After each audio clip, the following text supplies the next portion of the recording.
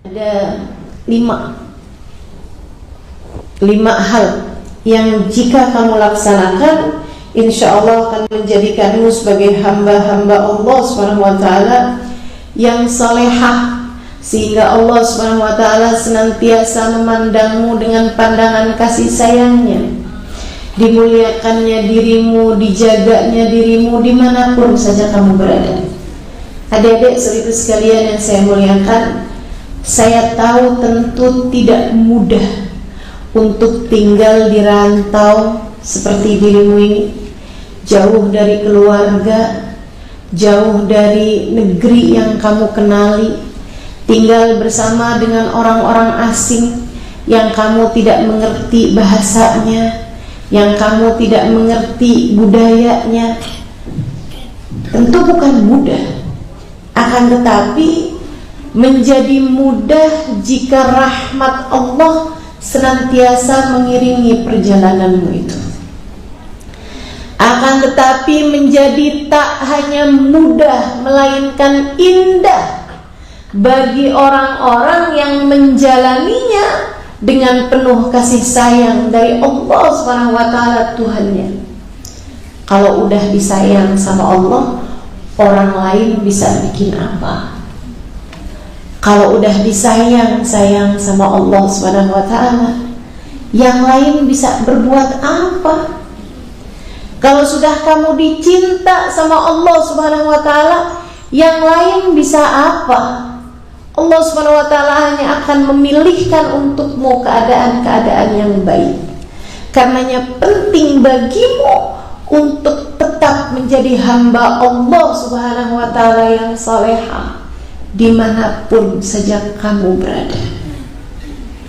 Siapapun dirimu, saudariku sekalian, siapapun dirimu, jika kamu disayang Allah, jika kamu diterima Allah, siapapun dirimu, jika kamu disayang Allah, jika kamu diterima Allah Subhanahu wa ta'ala, maka Allah Subhanahu wa ta'ala walanuhyiyannahu hayatan thayyibah, kami akan hidupkan dia dengan kehidupan yang baik.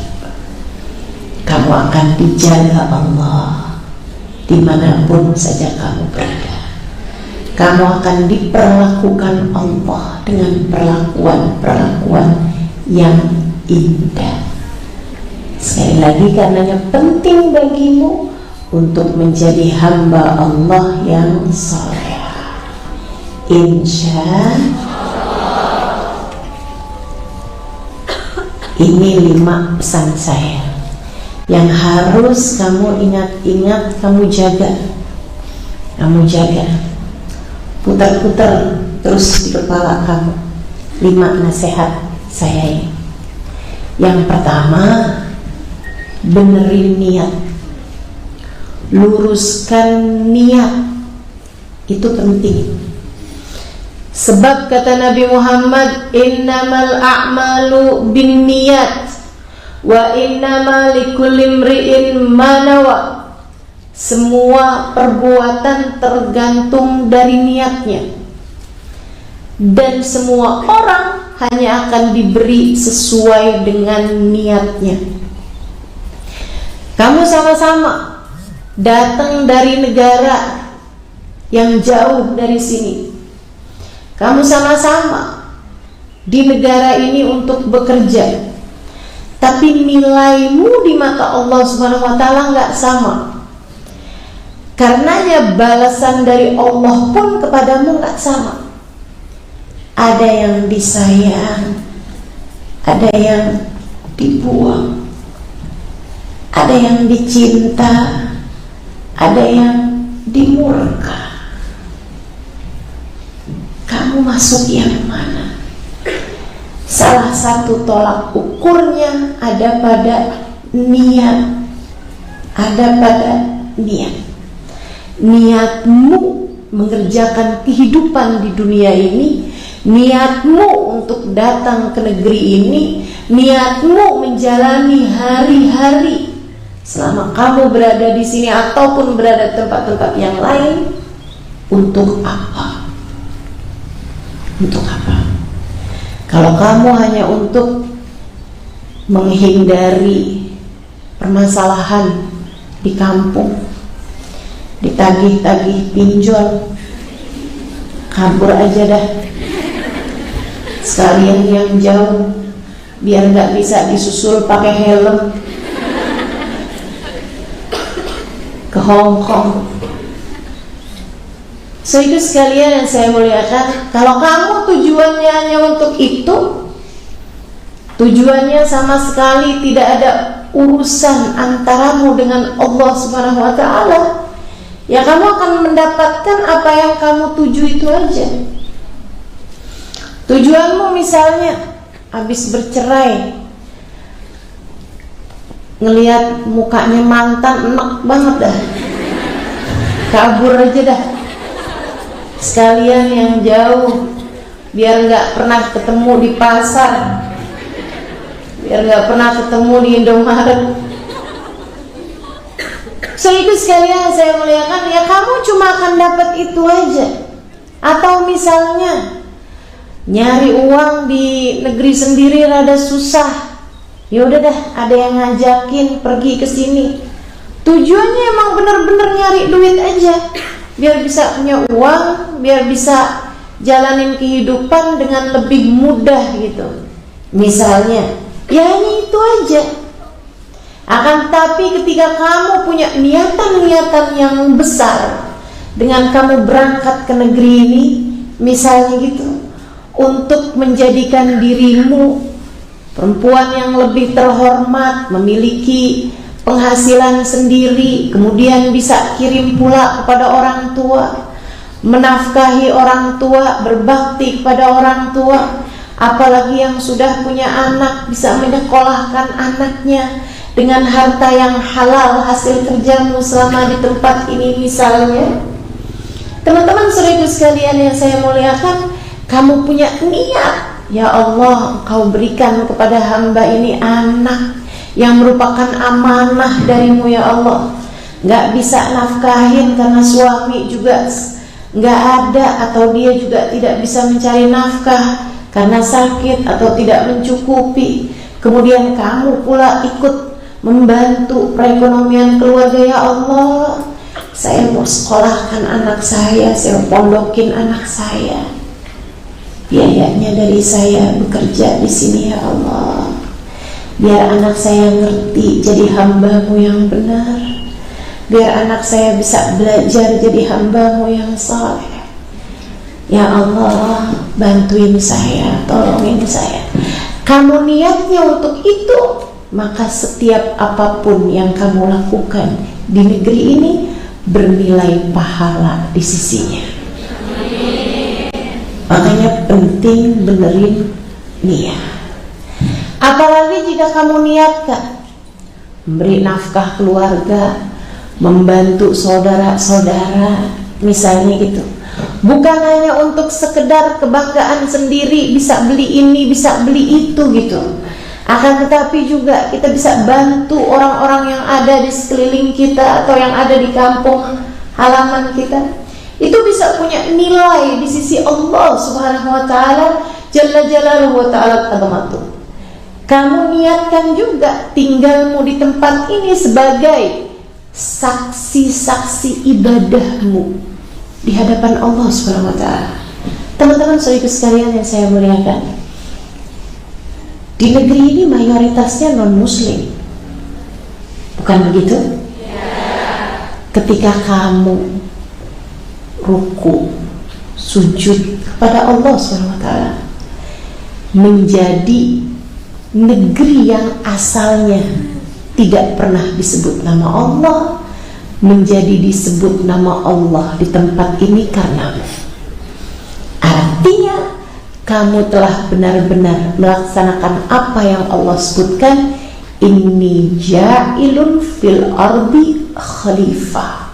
Aku jadikan di atas muka bumi ini ada hamba-hambaku tinggal di sini, tinggal di bumi. Kamu menjadi khalifahnya Allah di atas muka bumi ini. Karenanya benerin niat, benerin niat.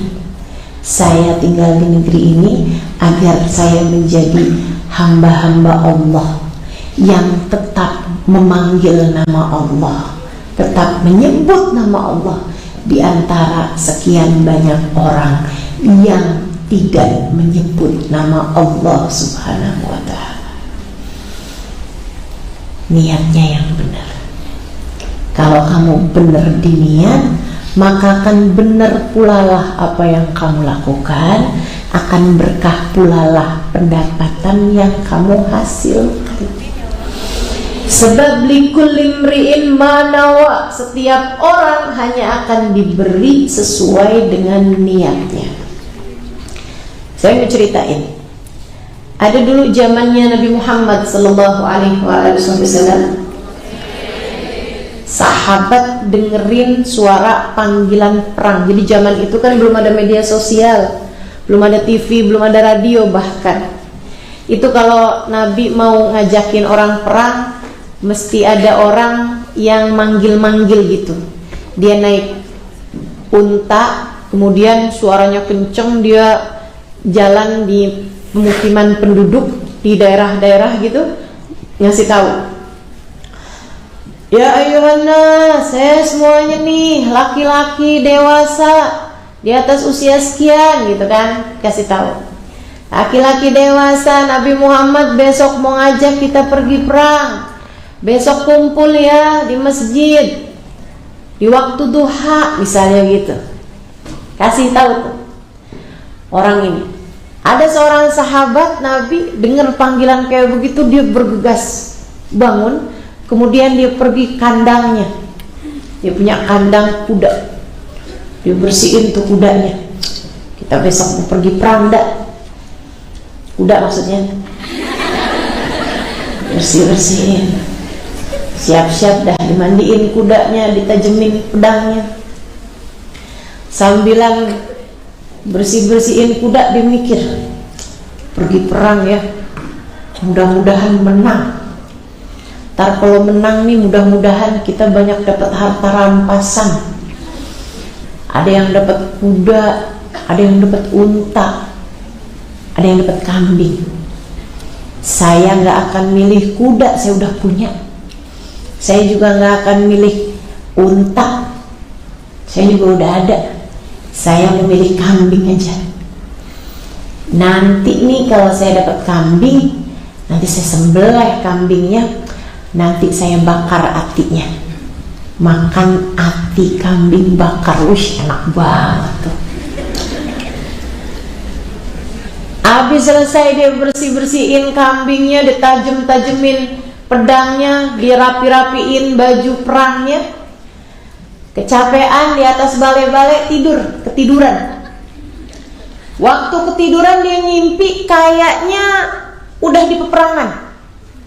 Alhamdulillahnya pasukan Islam menang, cuman masalahnya dia mati.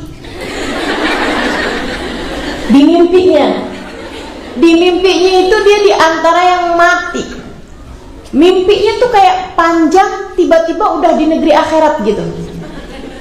Waktu di negeri akhirat, dia lihat teman-temannya dia yang sesama syuhada, sesama syahid yang mati juga di medan peperangan, dapat balasan, diampuni dengan tetes darah pertama mereka. Orang meninggal dunia kan di peperangan pastinya karena terluka kan. Dengan tetes darah pertamanya Allah ampuni. Terus bau darahnya Allah gantikan jadi lebih wangi daripada bau kasturi, lebih wangi daripada bau misik.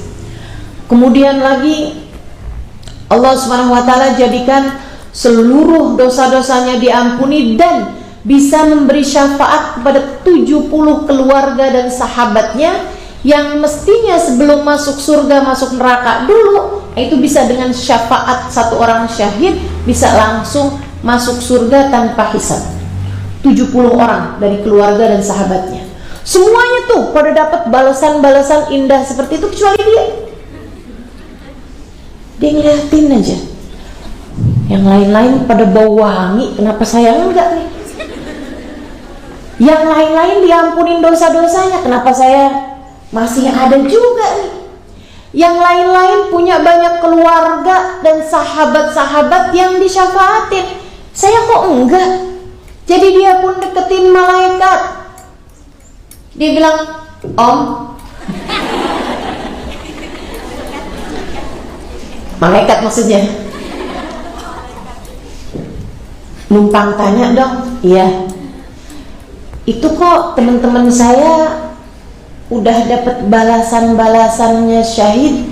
Saya juga syahid loh, Om. Oh iya. Tapi kok saya nggak dikasih balasan kayak mereka-mereka itu? Dan buat kamu. Apaan, Om? Ati kambing. Karena dia niat perangnya cuma mau pengen dapat ati kambing. Hati-hati sama niat. Hati-hati sama niat. Dia kebangun dari tidurnya, dia bilang, "Ya Allah, alhamdulillah, matinya cuma di mimpi. Ya Allah, alhamdulillah, terima kasih ya Allah telah Engkau berikan pelajaran berharga dalam hidupku. Makasih ya Allah, saya akan memperbaiki niat saya. Saya nggak ada urusan sama harta rampasan perang. Saya nggak ada urusan sama unta, sama kuda, sama kambing. Ya Allah, urusannya adalah li'la kalimatillah, untuk memberdirikan agamamu di medan peperangan, berjuang di jalanmu ya Allah. Saya akan memperbaiki niat saya ya Allah. Dan saya pun berjanji ya Allah, sejak hari ini sampai saya mati nggak bakalan makan hati kambing."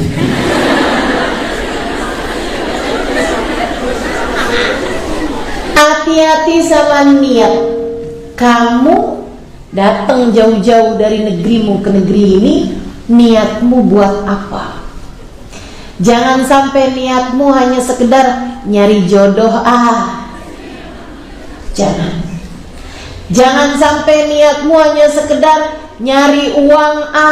Hanya sekedar itu aja, jangan, teman-teman sekalian. Sebab Nabi Muhammad mengatakan, "Man kanat hijratuhu lid-dunya yusibuha aw limra'atin yankihuha fa hijratuhu ila ma hajara ilaih." Orang yang hijrahnya, perginya, pindahnya dari satu negara ke negara yang lain hanya untuk mendapatkan pemasukan keuangan belaka, hanya untuk mencari uang belaka, atau niatnya betul-betul hanya untuk mencari jodoh, limra'atin yang kihuha, untuk mencari perempuan yang dia akan menikahinya, fahijratuhu ila ma hajara ilaih. Jadi kalau kamu niatnya ke sini cuman mau nyari laki-laki untuk menikahi kamu, fahijratuhu ila ma hajara ilaih. Dia dapat pahala hijrahnya apa yang dia niatkan aja. Selebihnya yang dari Allah Subhanahu wa taala tidak ada.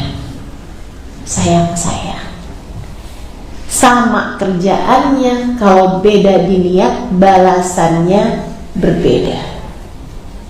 Sama nih pekerjaannya, tapi niatnya lain, balasannya beda. Saudaraku sekalian yang saya muliakan, kayak yang disampaikan Nabi Muhammad dalam hadisnya, "Man tatayyaba lillah laqiyallahu wa rihuhu atyab minal misik."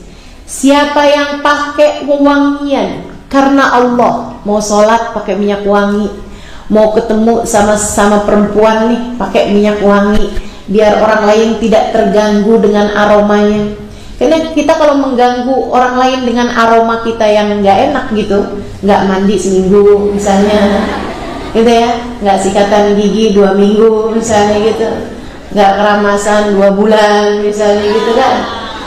Nah itu aroma kita bikin orang lain gak betah, itu mengganggu orang lain, kita dosa. Nabi malah pernah mengusir seorang sahabat yang mulutnya bau bawang dari masjid. Kata Nabi Muhammad alaihissalam, "Keluarlah dulu, hilangkan aroma bawang dari mulutmu itu, kemudian masuklah ke masjid-masjid kami. Man adal muslimin falaysa minhum." Siapa yang mengganggu orang Islam bahkan dengan aroma yang tidak enak sekalipun, dia tidak termasuk dari kelompok umat Islam. Serem benar. Itu kalau mengganggu orang lain pakai aroma aja nggak termasuk dari umat Islam, gimana yang ganggu orang Islam dengan kalimat-kalimat yang keji gitu ya, ucapan-ucapan, komentar-komentar pedas. Waduh, itu bisa na'udzubillah min dzalik, penyebab iman tercerabut dari dalam hati kita, na'udzubillah min dzalik. Saudaraku sekalian saya muliakan, man tatayyaba lillah, siapa yang memakai wewangian karena Allah. Itu tadi, belum sholat pakai minyak wangi dulu, mau ketemu sama orang gitu kan, sesama perempuan pastikan aromanya wangi, mau ketemu sama suami, ketemu sama anak-anak misalnya gitu kan, pastikan aromanya wangi, ketemu sama orang tua gitu kan. Tatayyaba lillah, dia memakainya karena Allah SWT. Allah menyukai yang wangi, kita pun berwewangian. Laqi Allah wa rihuhu atyab minal misik, kamu akan berjumpa, orang tersebut akan berjumpa dengan Allah sedangkan wanginya lebih wangi daripada bau kasturi, bau misik. Siapa yang tatayyab li ghairillah, siapa yang memakai wewangian bukan karena Allah, biar ada yang naksir, mau janjian ketemuan sama laki-laki pakai wangi-wangian dulu biar dia terpesona karena kesan pertama begitu menggoda. Laqi Allah wa rihuhu antan minal jifah, dia akan berjumpa dengan Allah sedangkan aromanya lebih busuk daripada bau bangkai. Sama-sama kerjaannya, sama-sama pakai minyak wanginya, tapi yang satu bisa berjumpa dengan Allah, bau wanginya lebih wangi daripada misik, sementara yang lain bisa berjumpa dengan Allah sementara baunya lebih busuk daripada bau bangkai. Apa yang membedakan? Niat. Hati-hati sama niat. Jadi mulai sekarang nih, periksa lagi niatnya.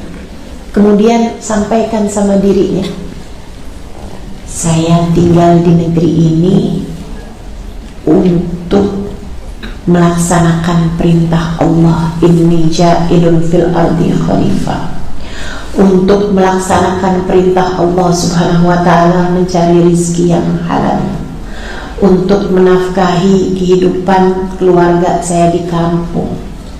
Kamu kalau memberi kepada orang tua, kamu jadi anak yang berbakti. Kalau memberi kepada anak-anakmu, kamu menjadi orang tua yang bertanggung jawab, menjaga amanahnya Allah. Kamu kalau memberi kepada saudara-saudara, menjadi melaksanakan perintah Allah untuk menjaga silaturahmi. Ada banyak hal dari niat-niatan yang baik bisa kamu niatkan, sehingga keberadaanmu di negeri ini, setiap apapun yang kamu lakukan bernilai pahala di sisinya. Jadi yang harus kamu benahi, yang nomor satu, saja adalah luruskanlah niatmu. Orang yang niatnya bagus, perbuatannya bagus. Orang yang perbuatannya bagus, kehidupannya bagus. Orang yang kehidupannya bagus, diganjar Allah dengan kematian yang bagus. Orang yang matinya bagus, di akhiratnya mendapatkan kehidupan yang bagus, berakhir dengan tempat yang paling bagus, namanya surga. Amin ya rabbal alamin. Yang kedua, teman-teman sekalian, pertama benahi niat, yang kedua nih, awali dengan taubat. Yuk, tinggalkan dosa-dosa. Apa sih taubat? Taubat tuh putar balik. Putar balik, itu namanya taubat. Nih, semacam gini nih, kamu sebagai manusia, tujuan hidupmu adalah untuk Allah, untuk akhirat, untuk surga, untuk ridho Allah, untuk syafaat dan kebersamaan dengan Nabi Muhammad di akhirat. Itu tujuannya. Jalannya adalah dengan ibadah. dosa yang kamu lakukan itu semacam penyimpangan jalan. Kamu jalan yang semestinya lurus ke depan, kamu nyimpang. Oh, kamu tahu nih jalannya mesti lurus ke depan, tapi itu ada cowok ganteng tuh ngajakin saya kenalan. Ya, bukan hanya kamu nengok, kamu ujian, kemudian ketemuan, kemudian berduaan, kemudian pegangan tangan, kemudian saling sandaran, kemudian dan seterusnya dan seterusnya. Saudara sekalian, itu namanya nyimpang dari jalan yang semestinya. Kalau nggak segera balik kalau kamu nggak segera putar balik, kamu nyasarnya tambah jauh. Dan kalau nyasarnya tambah jauh, tambah sulit bagimu untuk kembali kepada jalan yang semestinya. Sampai kamu kehabisan waktu dan tiba-tiba datang ajal menjemputmu, sementara kamu belum berada di jalan yang semestinya. Jika itu terjadi, yang ada adalah penyesalan yang luar biasa besarnya, sebab tak ada bagimu waktu untuk kembali pulang kepada Allah. Saat itu kamu akan berteriak seperti yang Allah Subhanahu wa taala ceritakan dalam Al-Qur'an. Wa qala rabbi irji'un la'alli a'malu salihan fima taraktu. Ya Allah, kembalikan saya. Mintanya dibalikin kemana? Dibalikin ke jalan yang semestinya. Jangan sekarang ya Allah, kasih saya waktu. Untuk apa? Untuk taubat. La'alli a'malu salihan fima taraktu. Saya kalau dikasih waktu lagi, saya mau sholat ya Allah, saya mau bener ya Allah, saya mau tinggalkan dosa-dosa ini ya Allah, saya gak akan zina lagi ya Allah, saya gak akan makan riba lagi ya Allah, saya gak akan menjamah sesuatu yang kau haramkan ya Allah, saya akan tinggalkan semua ini ya Allah, kasih saya waktu ya Allah. Kata Allah, kalla innaha kalimatun huwa qailuha wa min waraihim barzakhun ila yaumi yub'atsun. Sekarang enggak lagi, tidak ada waktu lagi. Innaha kalimatun huwa qailuha. Kamu boleh ngomong apa aja, enggak akan aku ijabah. Wa min waraihim barzakh. Sekarang kehidupanmu di dunia sudah habis, yang sisa adalah silahkan rasakan alam barzah sampai hari kalian dibangkitkan. Udah nyesel, gak ada waktu lagi.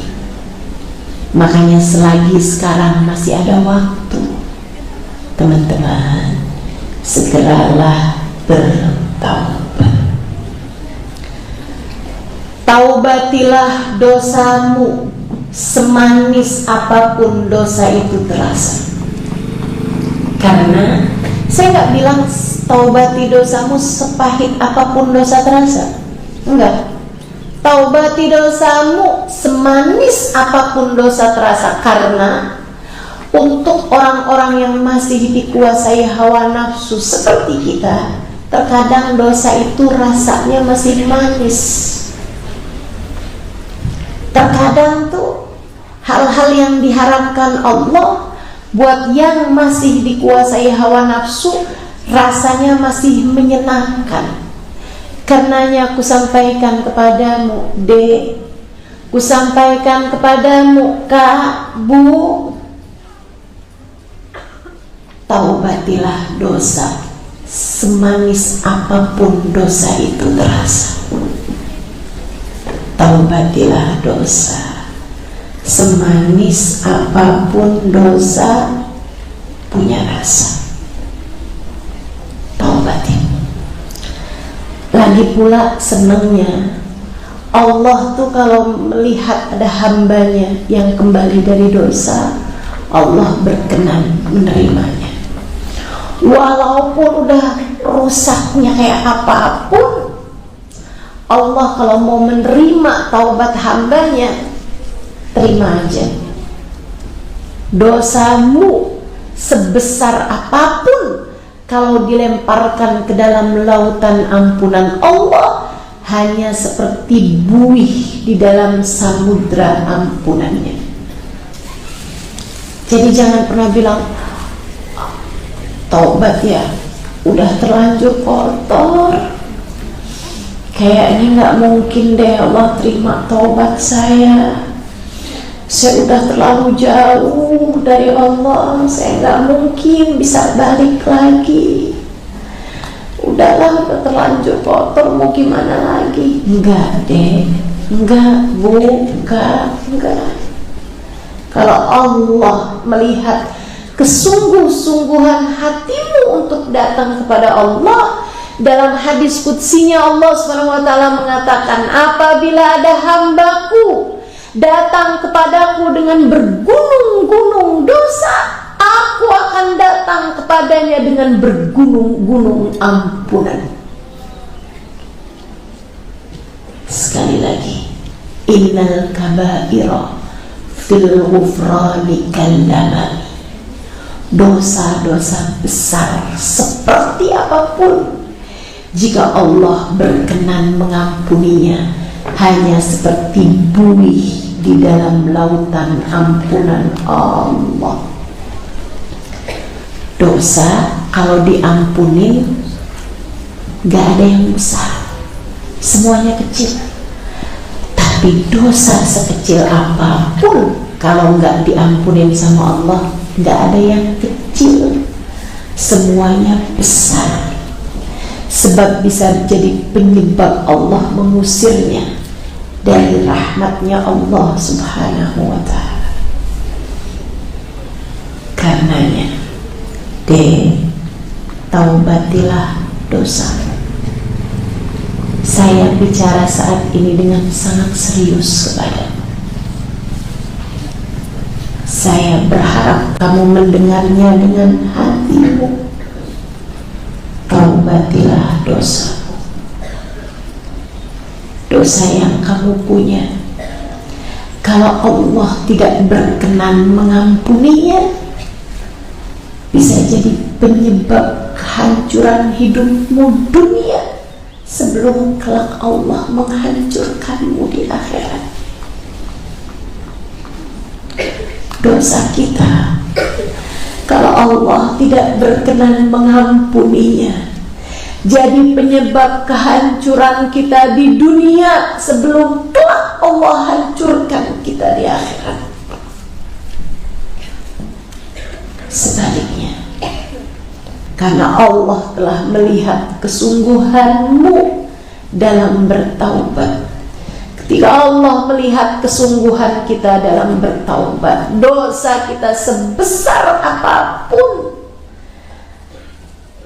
akan Allah ampuni dengan begitu mudahnya. A'udzu billahi minasyaitonir rajim. Bismillahirrahmanirrahim. Qul lilladzina asrafu ala anfusihim la taqnatu min rahmatillah, innallaha yaghfiru dzunuba jami'an. Ini ayat indah banget. Kamu harus sering ulang-ulang dalam hatimu, harus sering kamu ulang-ulang dalam pikiranmu. Kata Allah, qul, sampaikan kepada umatmu wahai Nabi Muhammad. Nabi suruh bilang sama kita, sebab kita adalah umatnya. Qul, sampaikan kepada umatmu. Tapi bukan semua umat wahai Nabi Muhammad. Kamu sampaikan khusus untuk umatmu yang sifatnya kayak begini, yang keadaannya kayak begini. Kayak apa ya Allah? Qul lilladzina asrafu ala anfusihim, sampaikan wahai Muhammad kepada umatmu yang dosa semuanya pada banyak. Sampaikan kepada umatmu yang berani-berani berbuat zalim kepada diri mereka sendiri. Sampaikan kepada umatmu yang seringkali berani-berani melanggar aturan Allah. Sampaikan kepada umatmu yang belepotan dosa, yang berlumuran noda. Ya Allah, kami orangnya. Apa yang kau pesankan kepada Nabi Muhammad untuk beliau sampaikan kepada kami? Apakah engkau akan mengatakan bahwa adabmu sangat pedih? Apakah engkau akan mengatakan bahwa neraka begitu menyiksa? Apakah engkau akan mengatakan bahwa pintu rahmatmu telah tertutup untuk kami? Kata Allah, bukan. La taqnatu min rahmatillah. Wahai hamba-hambaku, umat Nabi Muhammad yang punya banyak dosa, janganlah kalian putus asa dari rahmatnya Allah. La taqnatu min rahmatillah. Jangan putus asa dari rahmatnya Allah. Innallaha yaghfiru dzunuba jami'a. Sesungguhnya Allah mengampuni dosa-dosa semuanya. Semuanya, tanpa terkecuali. Semuanya. Semuanya. Ya Allah, bahkan dosa yang bikin kami gak mampu mengangkat kepala karena kami malu. Iya. Bahkan dosa yang membuat kami gak mampu ketemu orang. Iya. Bahkan dosa yang kami setiap kali mengingatnya kami bergidik, karena bagaimana mungkin kami melakukannya di masa-masa dulu itu. Iya. Jika Allah mengampuninya, Allah akan ampuni semuanya. Semuanya. Semuanya. Alhamdulillah. Yang penting, datanglah kepada Allah dengan bertaubat. Taubati dosa. Sholatlah 2 rakaat di waktu malam. Sebelumnya mandi taubat kalau memungkinkan. Sesudah sholat, angkat tanganmu dan berdoa, ya Allah, saya pendosa, ya Allah, saya hambamu yang sudah kabur darimu, ya Allah, saya hambamu yang sudah minggat dari perintah-perintahmu, ya Allah. Saya ingin kembali kepadamu, ya Allah. Saya putar arah kepadamu, ya Allah. Tolong saya, ya Allah. Kembalikan saya kembali padamu, ya Allah. Ampuni dosa-dosa saya, ya Allah. Terimalah saya, ya Allah. Jangan usir saya dari pintu rahmat-Mu, ya Allah. Jangan usir saya dari pintu rahmat-Mu, ya Allah.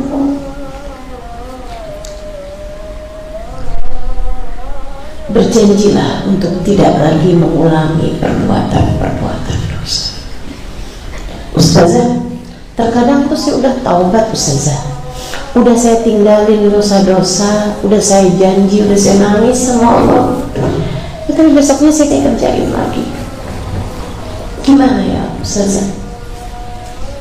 Ya taubatin lagi. Terkadang memang Allah itu menguji kesabaran kita untuk meninggalkan dosa.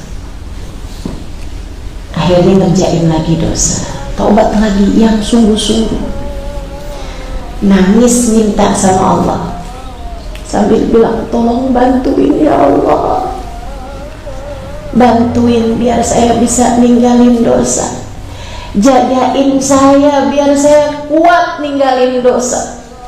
Karena meninggalkan dosa itu bukan urusannya sama kekuatan kita, kan Allah, takdir Allah. Karenanya minta sama Allah Subhanahu wa taala, ya Allah, takdirkan kebaikan bagi saya ya Allah. Tetapkan hanya yang baik-baik bagi saya ya Allah. Tolong bawa saya kembali ke jalan-Mu ya Allah. Jauhkan saya dari dosa ya Allah. Taubat, semanis apapun dosa kamu rasa, taubatinlah dosa-dosa. Insya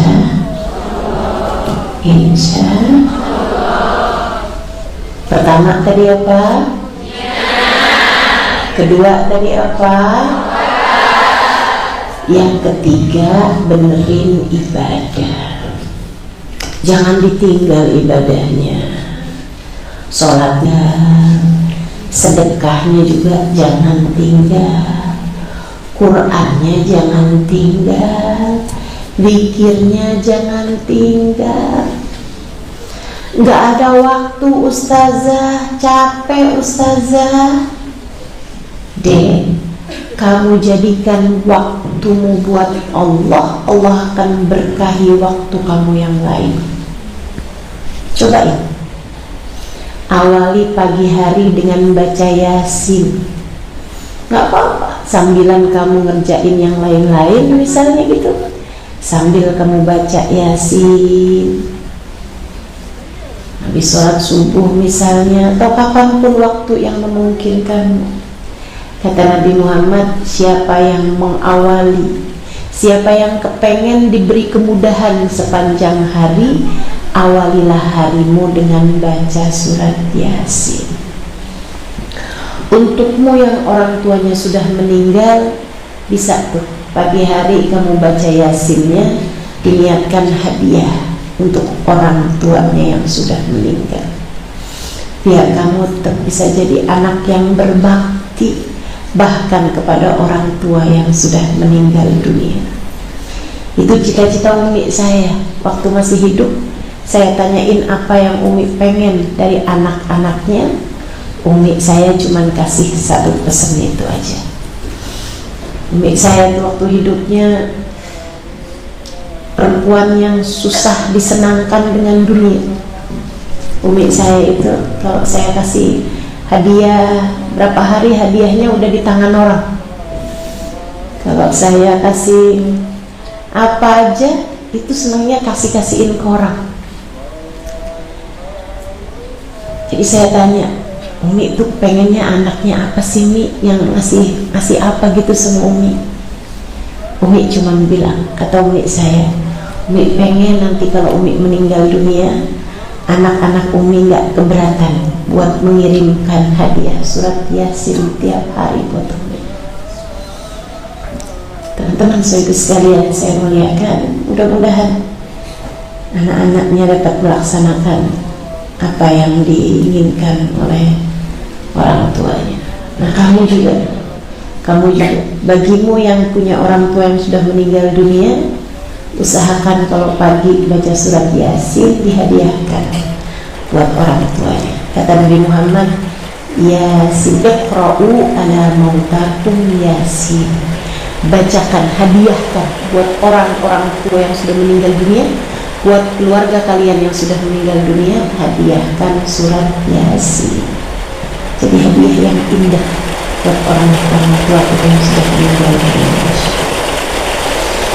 Ibadahnya yang kedua, yang semampu diri, sebelum tidur baca selawat 10 kali, bangun tidur juga gitu, baca selawat 10 kali.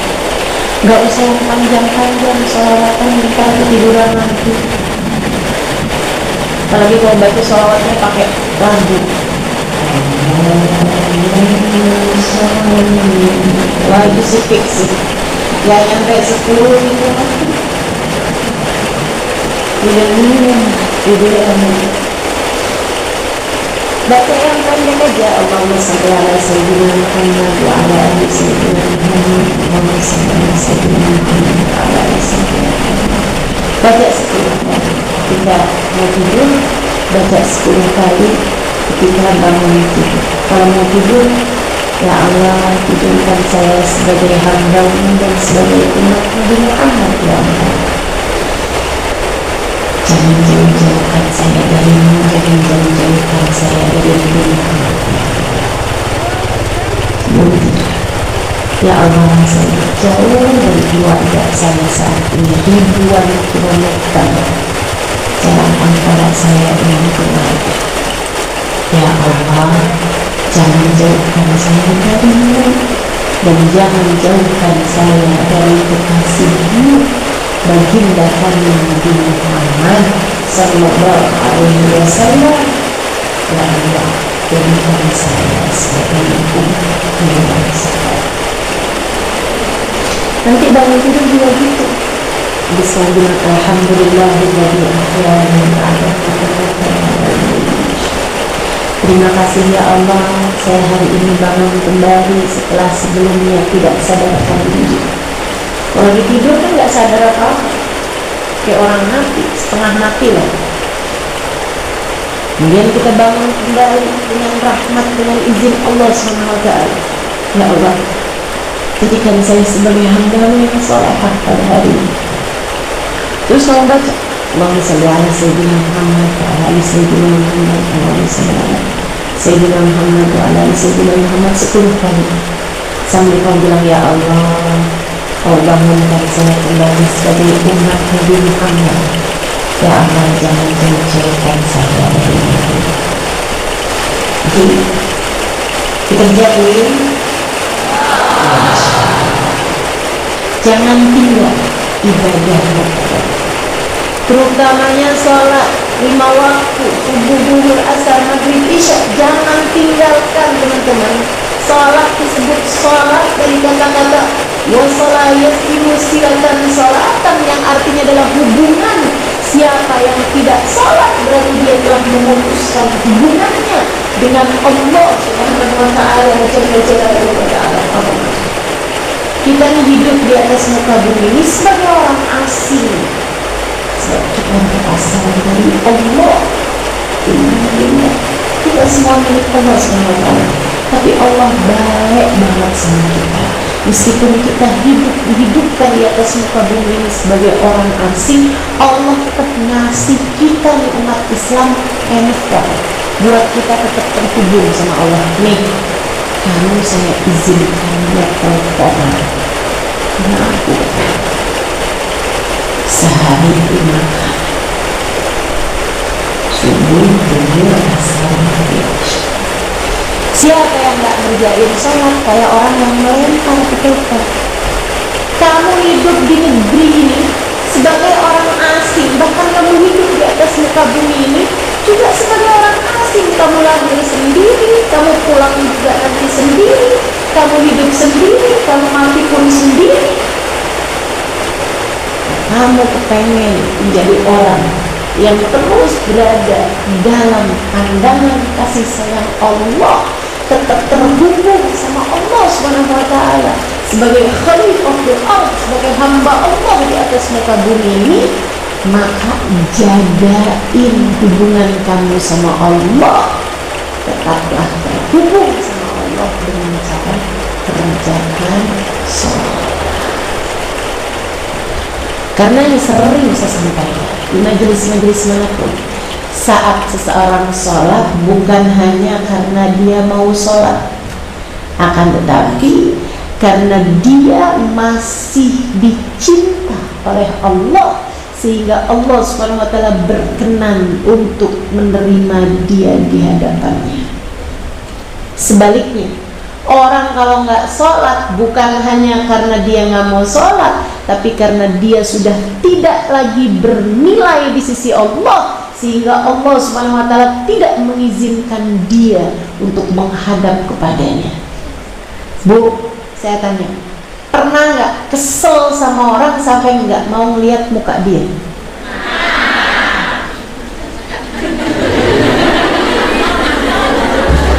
Pernah kan? Allah juga kayak gitu. Allah tuh kayak gitu.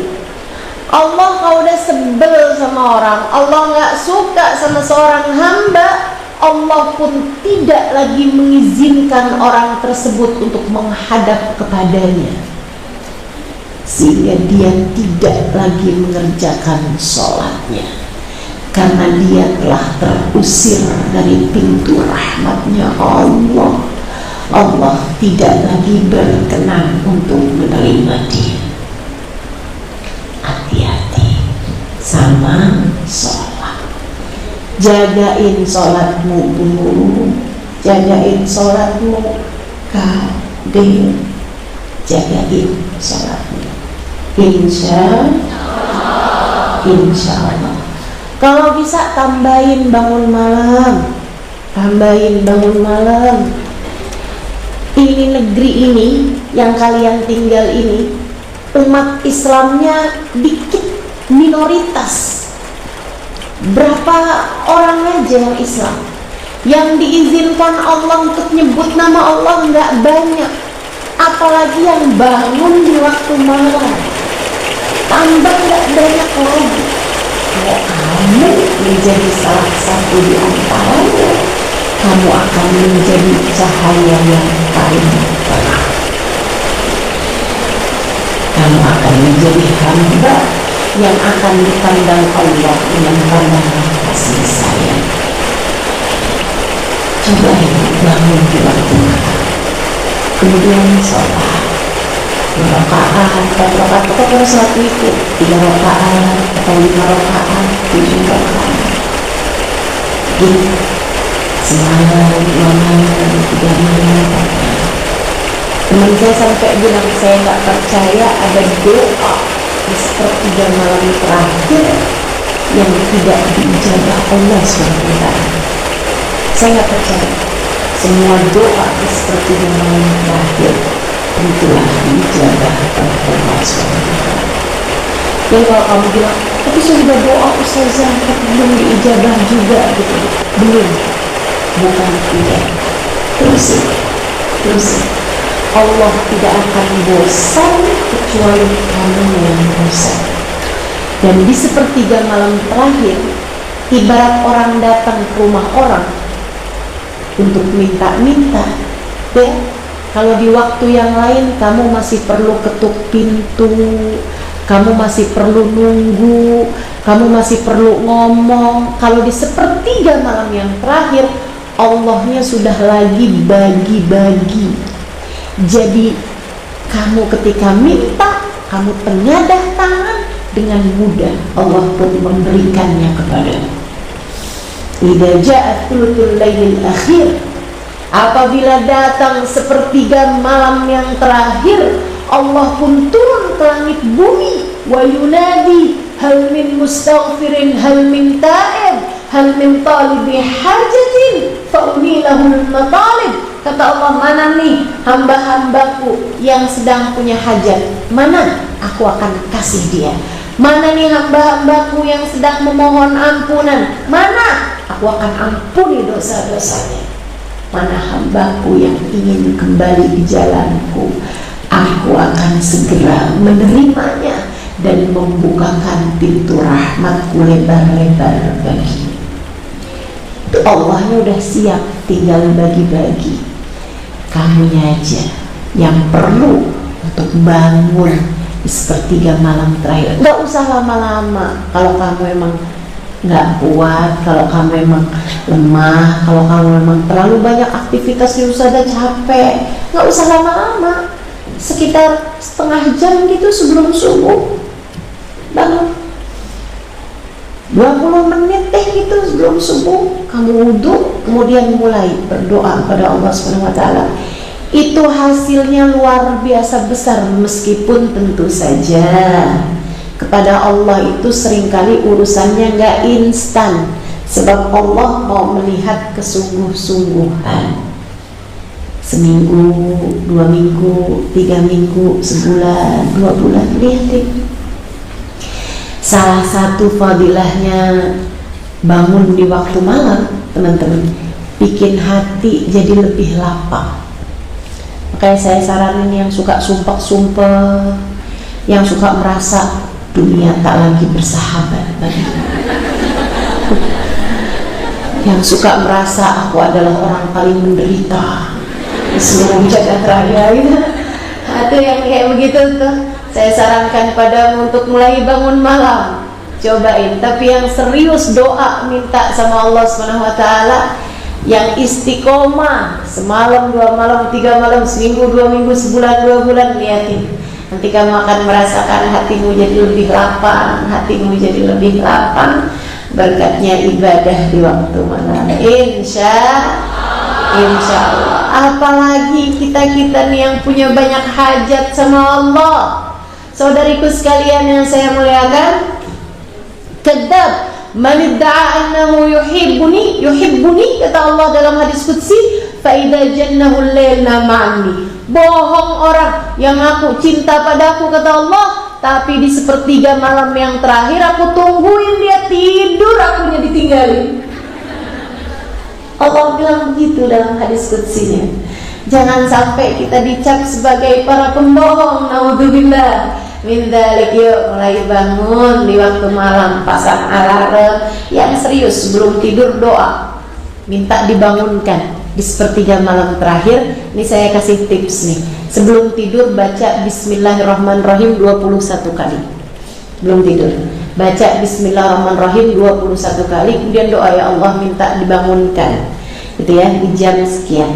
Insya Allah pasang alarmmu, insya Allah Subhanahu wa ta'ala akan bangunkan di waktu yang kamu inginkan. Nah kalau udah dibangunin sama Allah, jangan kemudian ke kamar mandi cuma pipis doang.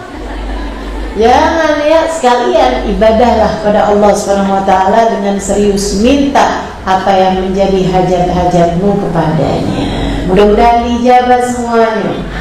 Amin ya rabbal alamin. Teman-teman sekalian saya muliakan, saya pernah tinggal di negeri dari Hadramaut, Yaman selama 4,5 tahun. Itu saya lihat orang-orangnya itu baik-baik gitu, baik-baik. Saya nggak pernah dapetin mereka bohong. Bahkan mereka nggak percaya ada orang bisa bohong. Saya tulisin tuh di buku Assalamualaikum Karim kebaikan-kebaikan mereka, dan itu rata. Perempuannya baik-baik, laki-lakinya baik-baik, orang tuanya baik-baik, anak mudanya baik-baik, anak kecilnya baik-baik. Teman-teman sih sekalian saya mereka nggak percaya ada orang nggak sholat. Mereka nggak percaya ada orang Islam nggak sholat. Mereka bahkan sampai pernah nanya kabarnya sama salah satu teman saya. Dia bilang, orang kafir itu mukanya kayak apaan sih? Dari nggak pernah ketemu sama orang nggak beriman, mereka sampai nanya gitu. Banyak diantara mereka itu yang bahkan nggak punya TV, nggak punya handphone ya. Kita pun kalau pakai handphone di sana juga ya 2 hari ada sinyal, habis itu hilang, gitu berjam-jam sinyalnya hilang gitu kan. Jadi sekalian saya muliakan, itu negara kampung, terutama Tarim itu ya. Di masa saya tinggal di sana, saya lihatnya sebagai tempat yang terjaga dengan semua orang yang soleh-solehah gitu. Saya rasa salah satunya disebabkan karena ini. Saya pernah mendengar bahwa orang-orang di sana itu mereka terbangun di sepertiga malam terakhir, di jam-jam 2 jam sebelum subuh gitu, anak-anaknya dibangunkan, bahkan yang kecil-kecil, yang bayi-bayi sekalipun. Kenapa begitu? Karena 2 alasan. Yang pertama, agar anak-anak kami terbiasa bangun di waktu malam, jadi nanti udah besarnya udah terbiasa gitu, jadi nggak berat lagi. Karena kita kan Allah bisa karena biasa. Kalau udah terbiasa tuh jadi mudah semuanya gitu kan. Kemudian alasan yang kedua, dibangunkan anak kecilnya bahkan buat main, buat disusuin gitu ya. Yang penting asal bangun gitu anaknya di jam-jam 4 kalau di sini ya. Kalau di Indonesia jam-jam 3 gitu kan. Kalau di Jakarta, biar kenapa? agar rahmat Allah yang turun di jam-jam yang seperti itu, anak-anak mereka berhasil mendapatkannya. Hadiahnya Allah, hidayahnya Allah, karunia-Nya Allah, pemberiannya Allah, surganya Allah, kebersamaan dengan orang-orang saleh diberikan oleh Allah SWT kepada keluarga mereka, bahkan kepada anak-anak kecilnya sekalipun. Makanya jadinya orang senegeri pada baik-baik semua. Bukankah kamu kepengen anak-anakmu yang ada di kampung sana jadi anak-anak yang baik? Bukankah kamu kepengen yang belum nikah nih, nanti satu hari kamu menikah dapat laki-laki yang saleh, kemudian Allah anugerahkan kepadamu anak-anak yang baik-baik? Awalilah dengan doa-doamu dan kebiasaan-kebiasaan baikmu, Dek. Awali dengan kamu bangun di waktu tahajud, kemudian kamu berdoa untukmu dan untuk keluargamu. Doa, minta sama Allah SWT.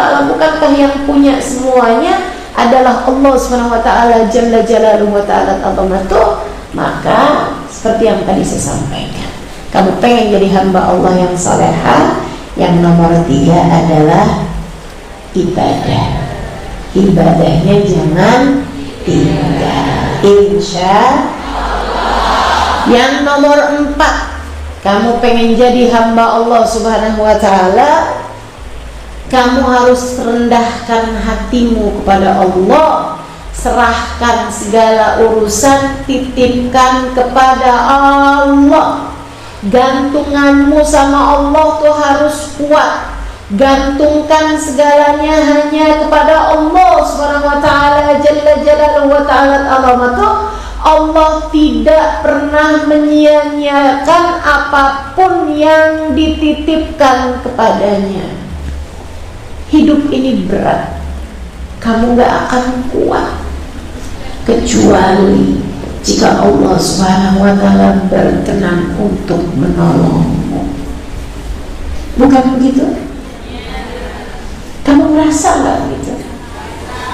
Hidup ini berat buat siapapun, buat siapapun. Saya kasih tahu, buat siapapun. Bukan hanya buat kita orang Islam, bukan hanya buat kita orang Indonesia, buat siapapun hidup akan selalu berat. Kamu lihat orang-orang yang tidak beriman sekalipun, hidup mereka juga berat. Kalau kamu bilang, enggak Ustazah, yang kaya-kaya tuh hidupnya ringan, siapa bilang? Kamu gak pernah tahu aja. Saya banyak kenal orang-orang yang kaya sekalipun, ketika ketemu sama saya, yang mereka ceritakan adalah derita, curhat urusan susah juga. Walaupun susahnya bukan urusan finansial, Allah itu kan punya ujian segala macam. Allah itu kan punya cara, berbagai cara untuk menguji hamba-hambanya. Yang dikasih kesulitan ekonomi, iya. Yang gak dikasih kesulitan ekonomi, dikasih kesulitan dari arah-arah yang lain. Kesulitan menata hati, kesulitan meraih cinta, segala macam teman-teman saudara sekalian. Ada yang dikasih sakit, iya kan? Ada macam-macam urusan-urusan di atas muka bumi ini. Karena ya teman-teman saudara sekalian, gantungkan urusan kepada Allah, titip sama Allah, tawaduklah kepada Allah, serahkan semuanya kepada Allah, tawakal kepada Allah, serahkan semua urusan kepada Allah. Sampaikan, ya Allah, saya titipkan diri saya padamu ya Allah. Saya titipkan orang tua saya padamu ya Allah. Yang punya suami, jauh-jauh tuh kamu tinggalkan berapa tahun, kamu pikir dia kuat? Nggak kuat, kecuali jika dikuatkan oleh Allah. Kecuali jika mereka dikuatkan oleh Allah SWT.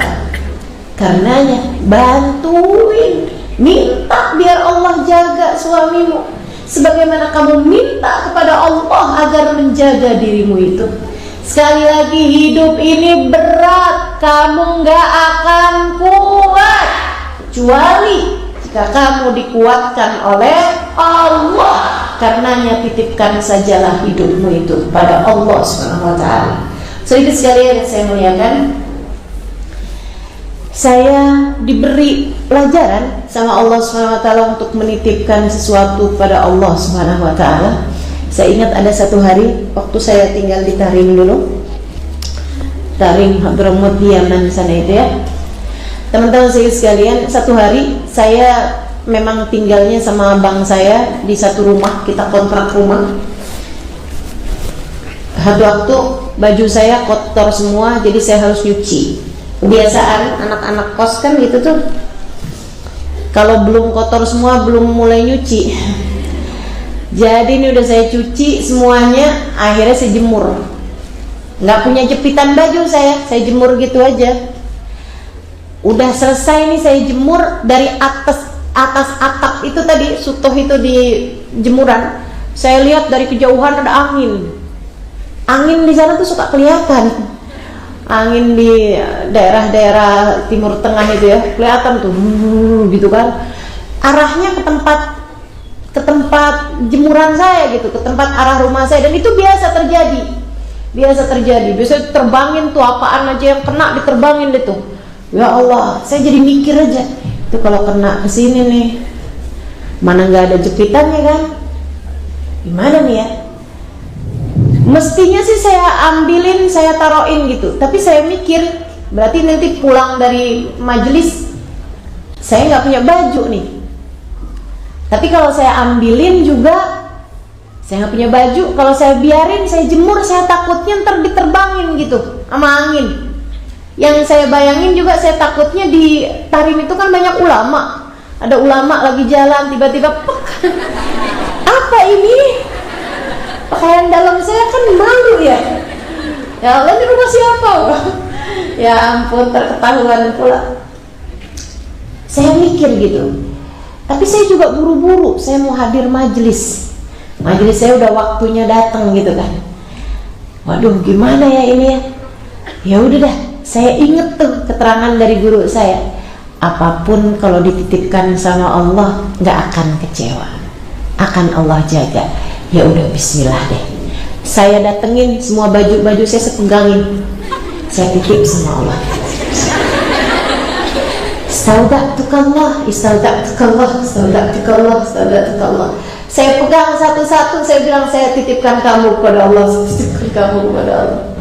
Titip semuanya ya Allah. Habis itu saya berangkat pergi ke majelis.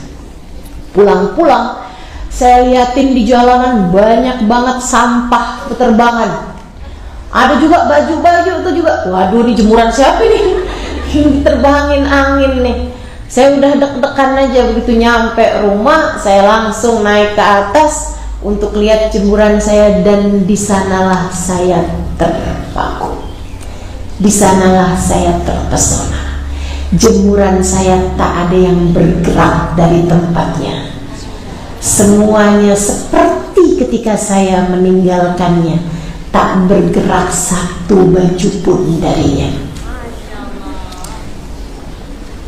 Mengalir air mata saya. Saya bilang, ya Allah, terima kasih. Dimintain jaga jemuran aja dijaga. Saya sekarang ngerti ya Allah. Saya akan titipkan diri saya pada, saya akan titipkan iman saya pada, saya akan titipkan kedua orang tua saya pada, saya akan titipkan saudara-saudari saya pada, saya akan titipkan ilmu saya padamu. Saya akan titipkan apapun yang kau berikan kepada saya padamu ya Allah, agar engkau jaga seperti mana engkau telah menjaga jemuran-jemuran saya. Kamu bisa melakukannya. Kamu punya orang tua bukan? Kamu punya saudara-saudara yang kamu sayangi bukan? Kalau begitu, titipkan mereka pada Allah. Bahkan dirimu, siapa yang dapat menjaganya kalau bukan Allah? Dek, Siapa yang dapat menjagamu, kamu pikir? Kalau bukan Allah SWT. Titipkan kepada Allah, titipkan kepada Allah. Ucapkan senantiasa, ya Allah, saya titipkan diriku kepadamu, ya Allah. Saya titipkan imanku kepadamu, ya Allah. Saya titipkan orang-orang terkasihku padamu, ya Allah. Jaga mereka sebagaimana Engkau telah menjaga hamba-hamba terkasih di sisimu, ya Allah. Minta dijaga sama Allah. Insya Allah. Semoga Allah senantiasa terus menjaga kita, insya Allah. Dan yang terakhir, teman-teman sekalian saya muliakan, saya ulangi dulu sebelum sampai yang terakhir. Yang pertama tadi apa? Yang kedua apa? Yang ketiga apa? Apa yang ketiga? Ibadah. Oke, yang keempat? Sambung, titip sama Allah. Jaga hubunganmu dengan Allah, rendahkan hatimu pada Allah SWT. Kamu tahu bahwa kamu lemah, yang kuat hanya Allah SWT. Kamu tahu bahwa kamu tidak bisa menjaga dirimu, yang dapat melakukannya adalah Allah SWT. Kemudian yang terakhir, teman-teman sekalian, tebarkanlah kasih sayang kepada siapapun yang ada di atas muka bumi ini, kepada yang muslimnya, bahkan kepada yang tidak muslimnya sekalipun. Sayangi aja semua orang, berbuat kebaikan sama semua orang, bikin baik aja sama semua orang. Tapi dia nggak beriman, ustazah, ya nggak apa-apa, bikin baik aja. Kita ingat bahwa dia pun juga yang menciptakan adalah Allah. Jadi kamu berbuat baik sama setiap orang dengan berpikir bahwa semua manusia adalah hambanya Allah. Dimanapun saja kamu berada, tebarkan kebaikan, sebab setiap jengkal tanah di atas muka bumi ini adalah miliknya Allah Subhanahu wa ta'ala. Jika kelima hal tersebut kamu kerjakan, insya Allah kamu akan menjadi hamba Allah Subhanahu wa ta'ala yang salehah, jadi hamba Allah Subhanahu wa ta'ala yang mulia, jadi hamba Allah Subhanahu wa ta'ala yang berada di zaman kapanpun Allah Subhanahu wa ta'ala akan senantiasa memandang kalian dengan pandangan penuh cinta. Mudah-mudahan kelima hal ini dapat kita jaga, dan mudah-mudahan semudah kalian mendengarkannya pada hari ini, Allah mudahkan kalian untuk dapat mengamalkannya. Semudah saya menyampaikannya pada siang hari ini, Allah mudahkan saya juga untuk dapat mengamalkannya. Ala hadhihi niyyah wa bi kulli niyatin salihah jami'ah syamilah la hadratin Nabi Muhammad sallallahu alaihi wa alihi wasallam. Al-Fatihah.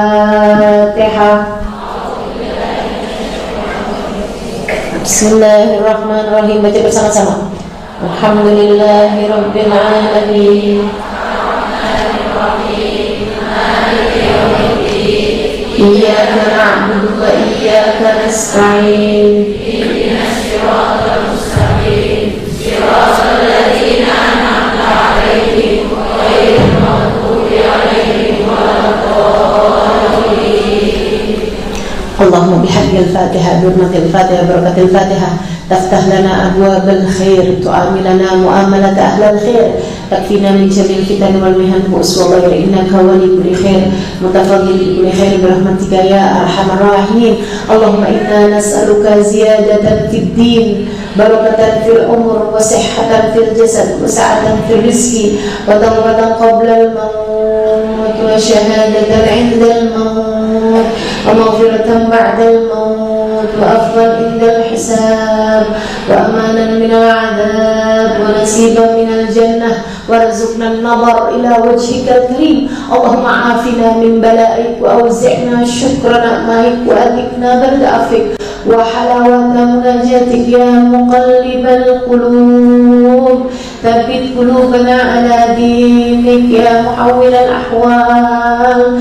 Hawil halana ila ahsanil hal, wa afina min ahwali ahli dhalal, وفعل الجهال. اللهم إنا نسألك من العقول أوفرها ومن الأذهان أسفاها ومن الأعمال أزكاها ومن الأخلاق أطيبها ومن الأرزاق أزاها ومن العافية أكملها من الدنيا خيرها ومن الآخرة نعيمها بحق سيدنا محمد صلى الله عليه وسلم. اللهم اجعل جمعنا هذا جمعا مرحوما وتفرقنا من بعده تفرقا معصوما ولا تجعل اللهم لنا ولا فينا ولا معنا شقيا ولا مطرودا ولا محروما. Ya Allah, pandanglah semua yang hadir di majelis ini dengan pandangan kasih sayang. Pandanglah semuanya dengan pandangan cinta-Mu. Kami beriman padamu ya Allah. Kami tidak menuhankan selain Engkau ya Allah. Kami tidak pernah berdoa meminta selain kepadamu ya Allah. Kami tidak pernah sujud kecuali kepadamu ya Allah. Ya Allah, tidakkah iman berarti besar di hadapan-Mu? Karenanya ya Allah, sayangilah semuanya ya Allah. Sebab kami semua adalah orang yang beriman padamu ya Allah. Bimbing semuanya ya Allah, sebab kami beriman kepadamu ya Allah. Ampunilah dosa-dosa kami ya Allah, sebab kami beriman kepadamu ya Allah. Tutupilah aib-aib kami ya Allah, sebab kami beriman kepadamu ya Allah. Taruhkan dalam hati kami rasa cinta kepadamu ya Allah, sebab kami beriman padamu ya Allah.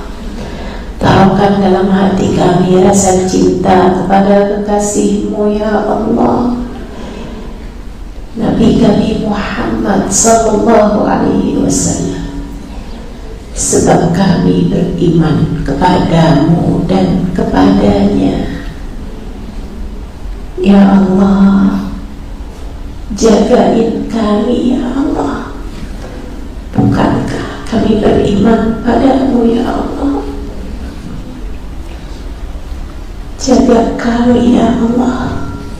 Bukankah kami beriman padamu ya Allah? Rawat kami ya Allah. Bukankah kami beriman padamu ya Allah? Jangan biarkan kami terlantar.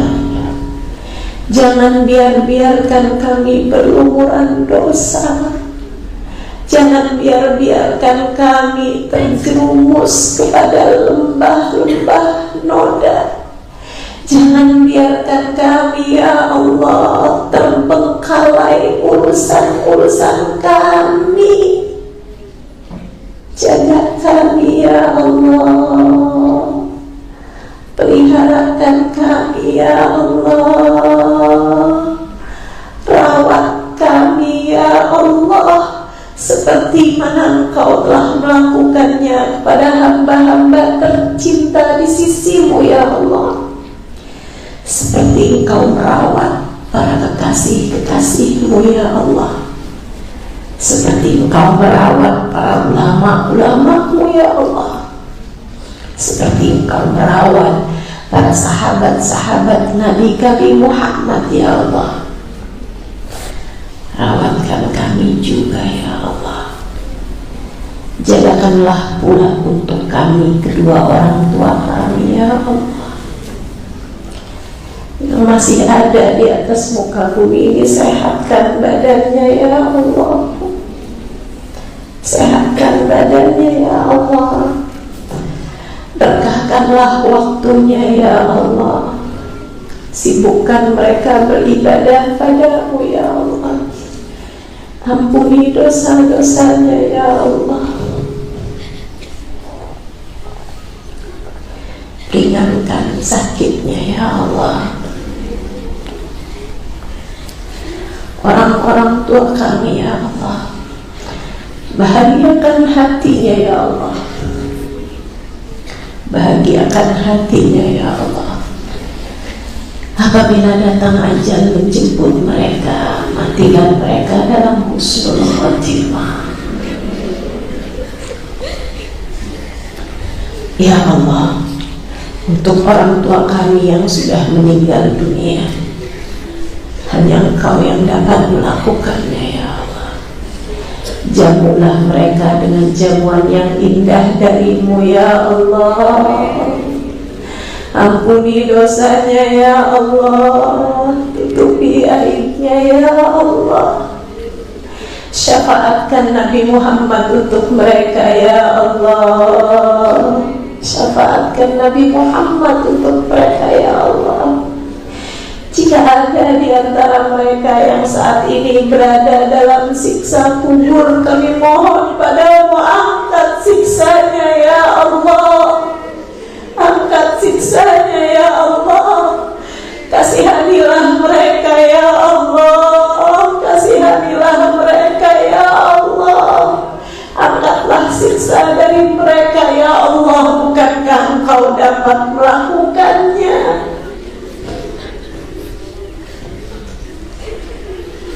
Bukankah hanya Engkau yang dapat melakukannya?